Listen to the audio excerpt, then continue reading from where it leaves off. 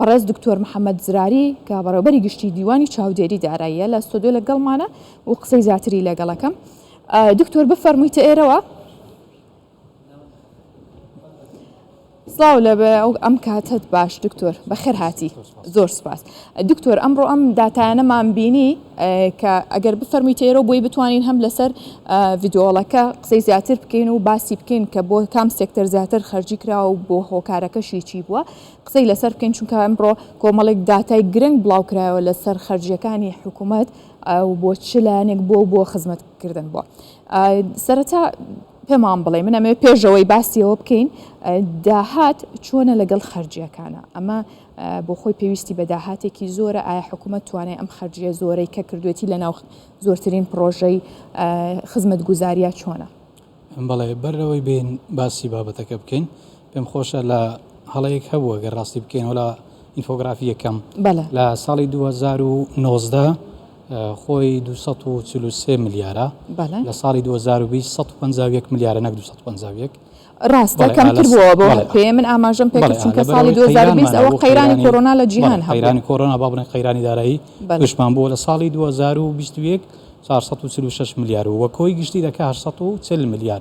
ئەمان ئەوە زۆر گرنگە هاوڵاتیان بزانن ئەمە خەرجی حکوومەت نییە، تەنها با بڵێن خەرجی گشتی نییە، ئەوە تەنها ئەو خەرجیانەیە کە لە پرۆژەکان سەرف کراوە، یعنی نەک خەرجی با بڵێن موچە یان با بڵێن هەر خزمەت گوزارێکی تر نەخێر. ئەوان پەیوەستە بەچی بەو خەرجیانەکەوە بۆ پرۆژەکان خەرج کراوە، وەکو با بڵێن بەنداو هەروەکو باسمان کرد، وەکو با بڵێن زێراب کە لە زمنی خەرجیەکانی وەزارەتی شارەوانیە، ڕێگاوبان لە زمنی خەرجەکانی وەزارەتی ئاوەدانکردنەوەیە، و سایلۆ لە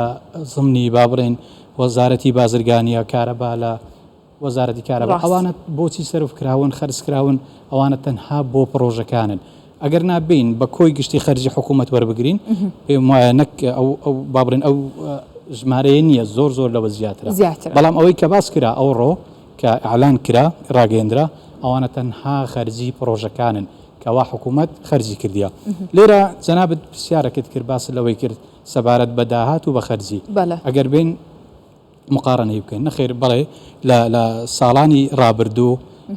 دەگۆڕێ لە 2019 شێوەیەک بوو، زۆرێک بوو لە 2020 زۆرشتر بوو لە 2021 و ئێستا ئەو ساڵێکە تێدانا شێوازەشترە. بەڕاستی لە ساڵی 2019 با بڵێن جیهان ڕوبەڕووی قەیرانی کۆرۆنا و قەیرانی دارایی نەبووەوە، شتەکە بە نۆرمال دەڕۆی. بەڵام لە ساڵی 2020 دەتوانین بڵێن لە 2019 داهاتێکی باش هەبوو، دەمانتوانی بەڕاستی خەرجی باش بکەین. ئەگەر بین چووک و سەیر بکەین 243 ملیارەکە لە تەنها هی 6 مانگە. ئەگەر بین جارانی دوی بکەین کە ئەو ساڵە دەبتە دوو بەش دەکات نزیکەی 500 ملیار 490 ملیار دینار دەکاتن کە دەکا خەرجی ئەو ساڵە بووە بۆ پرۆژەکان. بەڵام لە ساڵی 2020 تەمەشا دەکەین خەرجیەکە زۆر دابەزیە. ئەوەش بەهۆی چێ؟ بەهۆی ئەوەی کەوە قەیرانی ئابووری ڕوو لە هەرێمی کوردستان و هەموو جیهانیش کرد بەهۆی پەتای کۆرۆنا. بەڵێ لەوێ کە داهات دابەزی خەرجیەکانیش لە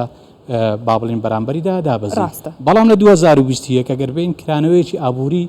هەبوو لە هەموو جیهان وا لە هەرێمی کوردستانیش، ئەویش بەڕاستی بەهۆی بەرزبوونەوەی نرخینەوت کە کاریگەرێکی باشی هەبوو، واروواکردنەوەی بابرێن جیهان بابرێن هەموو دەواازەکان بەڕووی یەکتردا و جوولەی بازرگانی پەیدا بۆ وەزارەتر. ئەوەش بووە هۆکارەکەەوە کە داهات زیاد بووتەوە بۆیە لە بەرامبەردا خەرجی زیاد بووە. باشە دکتۆر، ئێمە بابینەوە سەر ساڵی 2020 بە گشتیە چەندە 1920 زۆربەی قەیرانەکان هەر بەردەوامە، بەڵام بە تایبەت لە 2020دا کە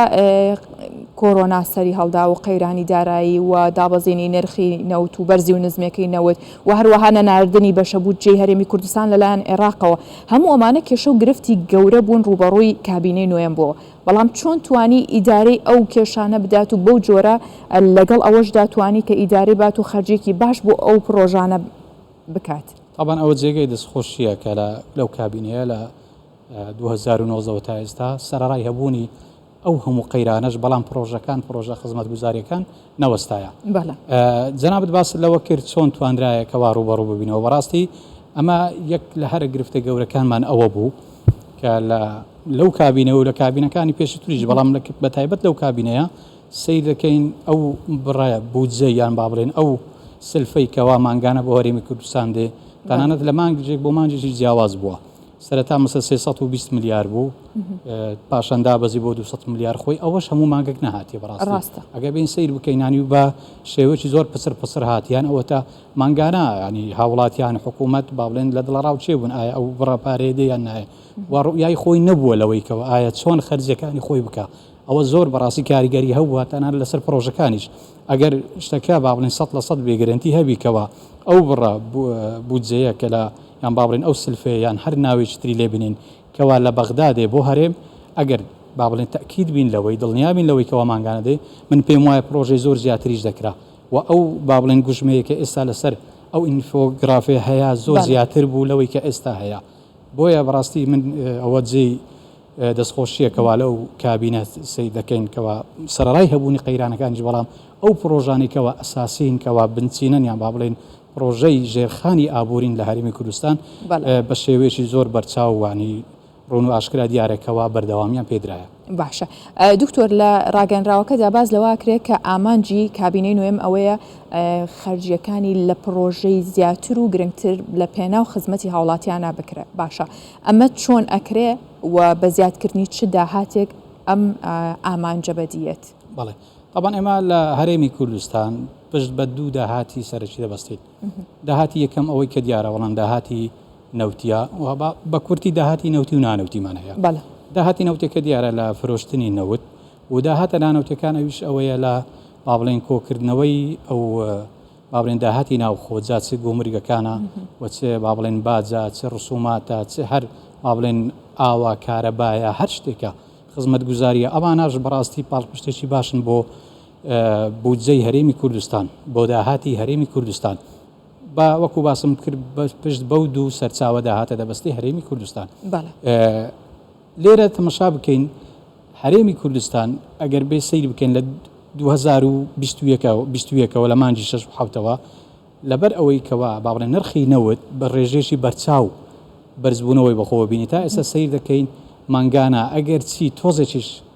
ڕاتب با بڵێن موچە تاخیر بووی بەڵام هەموو مانگەکان موچەکان دراوە هیچی پاشەکەوت نەکراوە لەو کاتەوە بەڕاستی وەشکە جێگای دەستخۆشیە دەتوانین بڵێن ئەوە ئینجازێکی باشە بەڵام ئەوە هۆکارەکەی چی بۆکەوە نەوت نرخەکەی بەرز بۆتەوە سەبارەت بە داهاتی نانەوتیەکان کە وەکو باسمان کرد کە پێک دێ لە با بڵێن گومرگەکان و خاڵە سنووریەکان و هەروەها داهاتی با بڵێن ڕسومات و باج و باشێک لە بەڕێوەبەراتیەکان بڵێ ئەو بەڕێوەبەراتیانێکەوە داهاتیان هەیە ئەوەش پاڵپشتێکی زۆر باش بووە بەڕاستی توانرایە بە هۆی ئەو دوو با بڵێن ئەو دوو سێکتەرەوە توانرایە هەم خزمەت گوزاری هەمیش موچە وەکو خۆی ینی دەتوانین بڵێن تا ڕادەیەکی باش لە کاتی خۆشی دراوە ئەگەر سیزار بەزاریش تووشی چیری و گرفتەک بوونیان با بڵێن نەبوونی سیولە بوو ئەگەر ناوەکو خۆی لە کاتی خۆشی تقریبەن ئەو پرۆسەیە جێبەجێکرایە لە خۆشببختانە من پێم وایە ئەگەر بێت و بەو ڕیتمەی ئێستا بڕوا نرخینەوت بەو شێوەی ئێستا بمینێتەوە و هەروەها ئەگەر نرخەکە بەو شێوەی ماوە تاوان ئەوە کاریگەری لەسەر جوڵەی بازاری شێ بەڕاستی لە هەرێمی کوردستان ئەگەر جوڵەی بازاری شەبوو داهاتی ناخۆش زارێکی هەر زیاد دەبتەوە بۆیە من پێم وایە بارودۆخەکە لە ئێستادا باشە بەڵام باش مەرجێکەوە وەکو باسم کرد هەم نرخینەوت لەو ئاستە منێتەوە هەمیش لە ڕووی بابڕین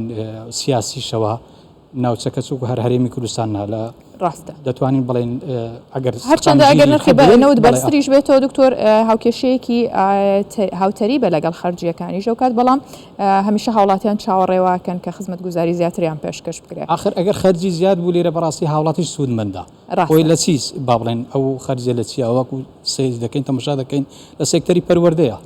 ئەوە هاوڵاتی سوودمەندە لێ لە ڕێگاوبانە هاوڵاتی لی سوودمەندە لە شارەوانیە هەر هەمووی چی دەکەین تەماشا دەکەین هەمووی هاوڵاتی لی سوودمەندە لەوە ڕاستە دکتۆر محەممەد زراری سپاس دەکەین سپاس بۆەوەی کە میوانی بەڵتنی هەواڵابوورەکان بووی سپاس بۆ وەڕستان